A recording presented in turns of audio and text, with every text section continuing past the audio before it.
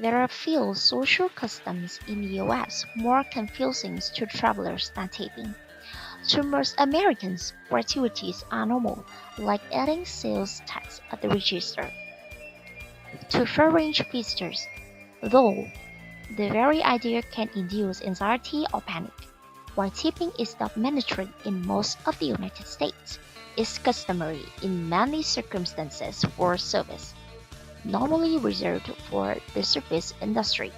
Tipping is not only a way to show gratitude for a job well done, but it also supplements fairly low wages in job fields where tipping is factored into annual salaries. While leaving a tip is never required, it is considered very rude if you don't. To take some of the mysteries out of who and what, here's some information and brief guide on tipping in the US. A tip or gratuity is a small amount of money given voluntarily as a token of appreciation for the service rendered. Tips is also thought to be an acronym for to ensure promptness. So American people tip their servers as a way of thanking them for good service. They might also leave very low tip or no tip at all as a signal that the service was substandard. There are also several theories about where the word tip comes from. One holds that, in the 7th century, the word was used as a verb to mean handed over or to give. This follows suit with the stories of feudal lords throwing gold coins as tips to the peasants in the street to ensure their own safe passage. The just 50 states of the US have a different minimum wage, usually around $8 an hour.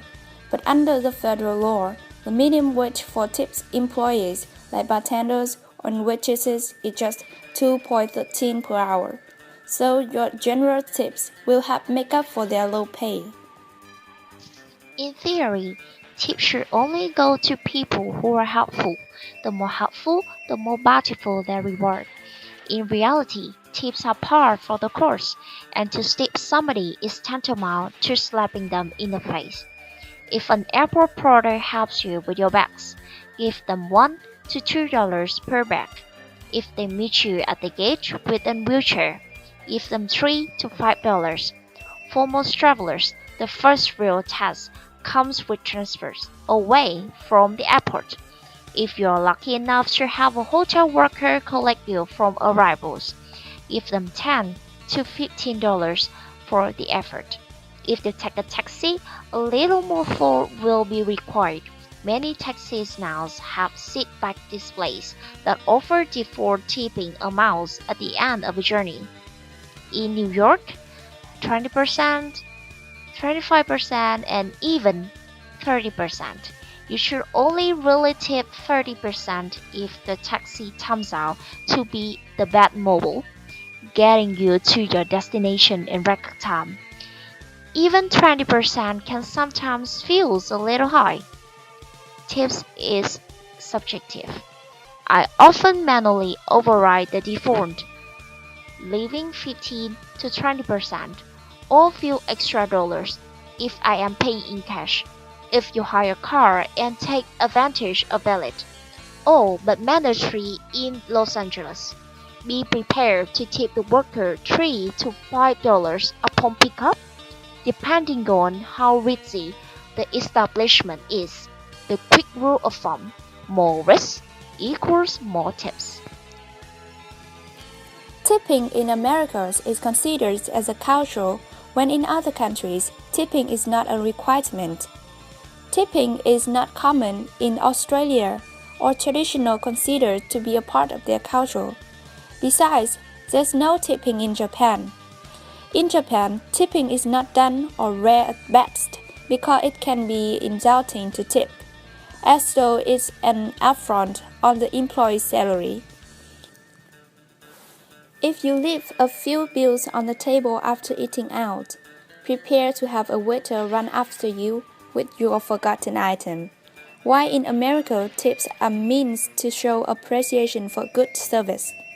Or in Spain, tipping is not requirement, but it is of course appreciated.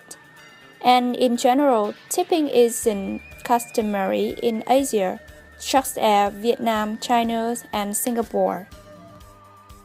Whether tipping is as efficient perhaps is a moot point. Does tipping reward a better service? Does it allow unscrupulous companies to pay less? It stays controversial. Drew Neaporan, a restaurateur interviewed in the New York Times, made a shrewd point. Tipping is a way of life in this country, he said.